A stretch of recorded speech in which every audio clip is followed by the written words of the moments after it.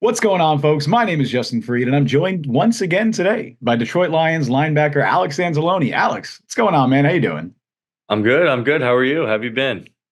I've been all right, man. It's been a few months. Yeah, I think the last time we spoke was in December. It was Mhm. for the Chunky Sacks Hunger campaign. So this is the second time that we're getting to meet up on behalf of Campbell's Chunky. Why don't you tell me a little bit about what brings you here today this time?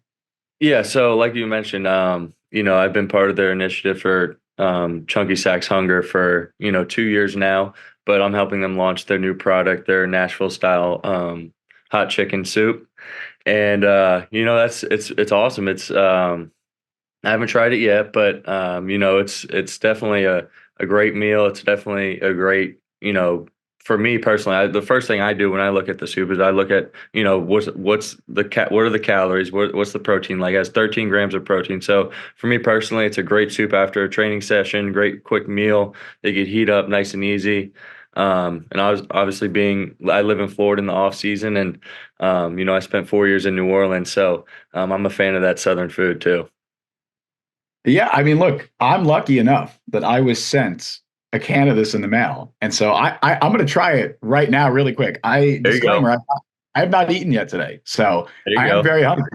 I have the bowl here. I don't know how I'm going to do this. No, I'm not going to like ASMR this or something, but I'm going to take one spoon. I'll eat the rest I after love that. I'm done with this. But real quick, we'll do a little taste test.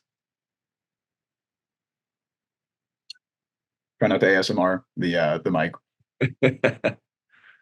Yeah, that's good. See, I'm not like a big spicy fan. Like I Right. got very weak taste buds. So I was like, oh man, how's this gonna be? That's good. I It will is. eat that after this, but I will because I do have weak taste buds. There you Take a go. sip Well, yeah. really quick. Yeah, I like spicy. I love the spicy. It has to have a little kick, especially when you get into that Southern food, Nashville style. You got to have to Oh have a yeah. little kick. I mean, you were in New Orleans for a few years. You gotta. It's part of the Yeah, culture.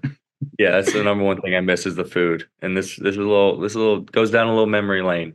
I'm excited. Yeah, definitely. You're gonna love it. You're gonna love it when you finally try it. It is very good.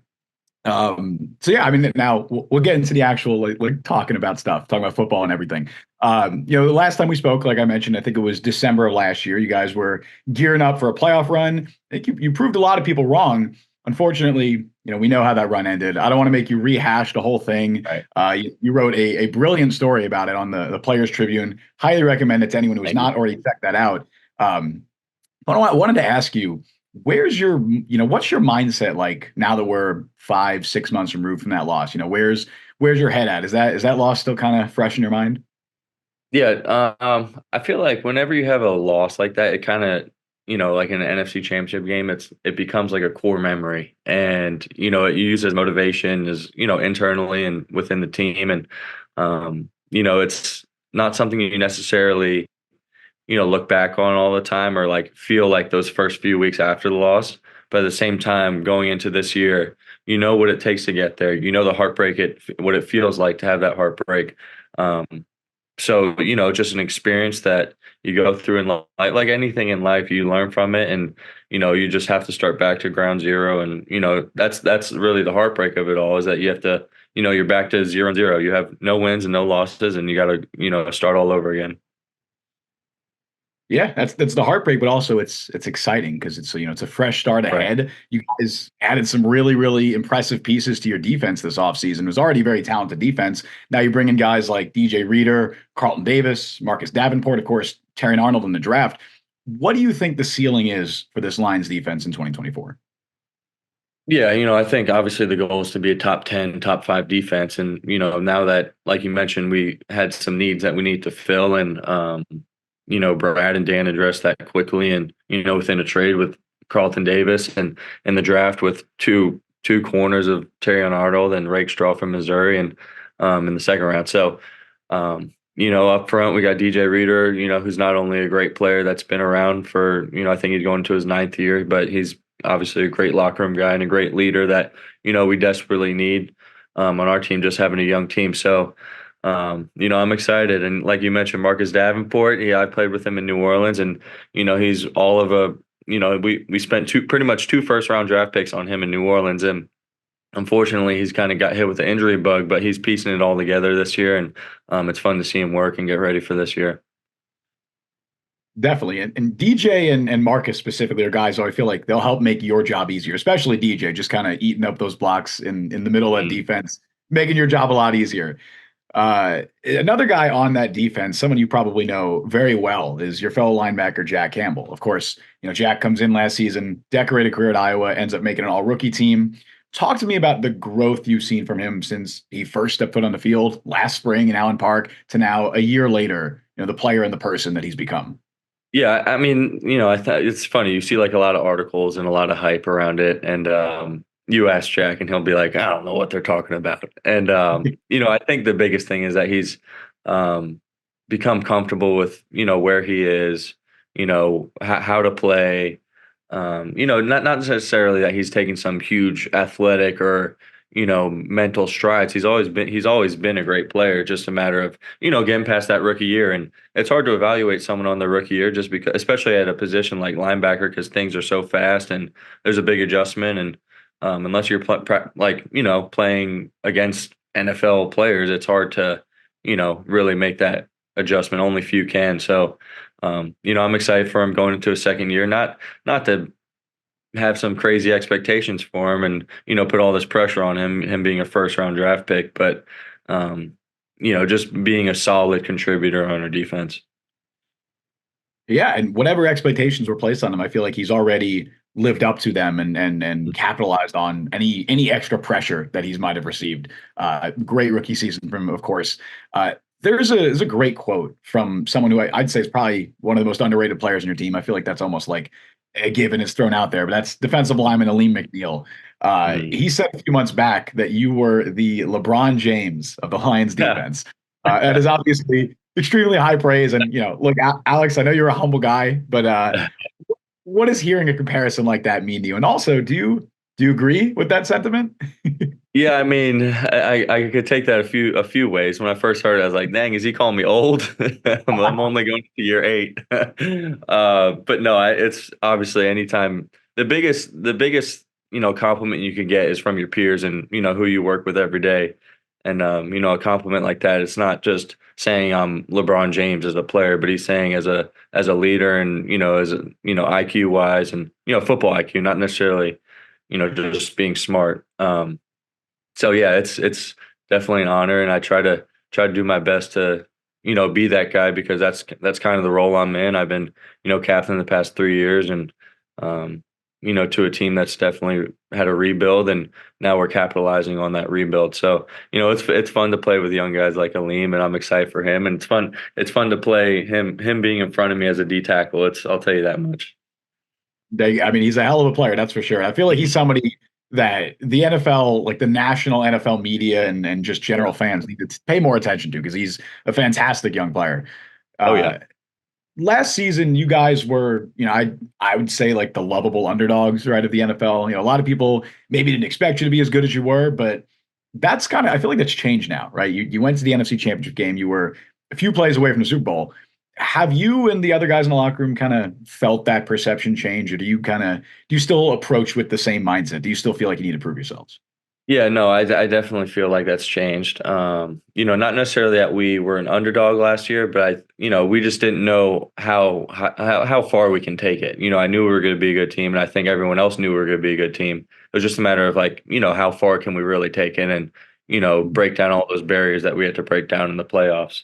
But yeah, going into this year, I definitely feel like it's changed. I've been training here in Tampa in the off season with a bunch of other guys on different teams, and they're starting to chirp a little bit about the Lions and how they're excited to play us, and you hear them talk a little trash, and it just gets you excited because a few years ago it wasn't like that. So yeah, it's gonna be a good year going forward, and it's gonna be a lot of guys. Not necessarily we have a target on our backs, but we're like there's no surprise as far as how good we're gonna be. Yeah, and you've seen that transformation pretty much firsthand. Like you've been here for that entire transformation coming over, with Dan Campbell in his first year and stuff. You guys are building something special in Detroit. And I feel like you feel it and the fans in Detroit feel it. We've seen glimpses of it in the past. Last year was a hell of a season, but I know you're not satisfied. I know the guys in that locker room not satisfied. I know for sure Coach Campbell is not satisfied. Yeah. You all have one goal in mind. We know what that goal is. So, what makes you confident that this team can accomplish that goal and bring the city of Detroit its first Super Bowl? Yeah, I feel like the first thing is like a prerequisite in the NFL. You have to have the talent and the players to really get there. And I feel like this is the first year where I'm like very confident that we don't have a ton of holes and needs that we may have had in years past. So we have proven players, guys that the younger guys are going into like year 4 and have all that experience under the belt, and um, our offense is going to do their thing, and we have great coaches that lead us the right way. Our defensive coordinator, Aaron Glenn, is, such a great leader, and obviously Ben Johnson gets a lot of hype too. So it's, I feel like we just have all the right pieces to really make a run at it, and it's really the opportunities in our hands, and it's just up to us what we do with it. Yeah, and you mentioned Aaron Glenn, you mentioned Coach Ben Johnson as well. I mean, having both of them back, both of those guys were receiving head coach interest from other teams this offseason. I know Ben Johnson was obviously one of the hottest candidates, but even Coach Aaron Glenn was I believe he interviewed with the Chargers, he interviewed with teams as well. What's it been like having both of them back and having both of them stay, kind of just run it back another time after Yeah. unfortunately it ended in heartbreak last year?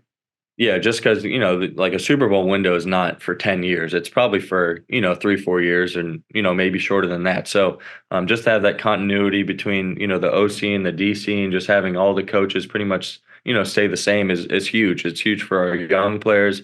It's huge for just being a leader, people buying in, people know what to expect.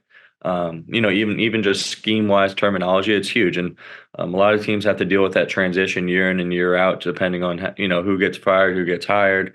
And fortunately for us, we don't have to deal with that, and it's a huge benefit. Yeah, I mean, you always see that with the best teams in the NFL are always the ones that have that continuity, whether it's the front office continuity, the coaching staff continuity, the personnel. Like that's how Mhm. you build a consistent winner in the NFL. The constant turnover doesn't really work once you have that continuity. Look at a team like the 49ers, the Chiefs, like any example out there now the Lions. Right.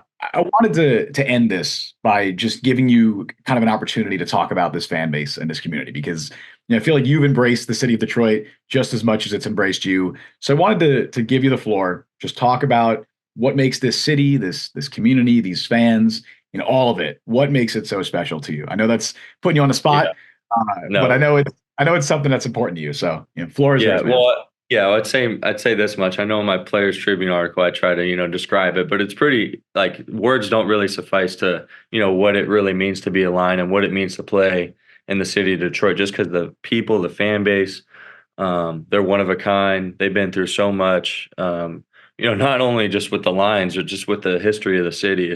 It's there are not many cities that have that history behind it, and resilience, and adversity that they had to deal with, and it's really ingrained in the people in the community. And just every time I go back there for the season or in the off season, it just like you get a feeling of it just feels like home. And that's a credit to the people that live there and the people that have been there for so long. It just you know it's like one of the cooler cities that you can live in the country. And it has a bad rap historically in the past decade or two. And just to see the city come alive and revamp, and downtown be have awesome restaurants and places to go, and the suburbs being awesome, it's definitely a unique place, and I'm proud to play there. Oh yeah, man. I know that the Lions fans, the city of Detroit, they're proud to have you there as well. Yeah, all right, Alex, I appreciate you taking the time again, man. This is great. I tried some soup. We talked some Yeah. football. Had a That's a good time. first. Yeah, I'm so honestly, I will be having the rest of this after this because I love I'm it. and that was good. I I love want it. to wish you the best of luck next season. Let's hope this is the year, man. I think it could be. Fingers crossed. Yep, for sure. Thank you.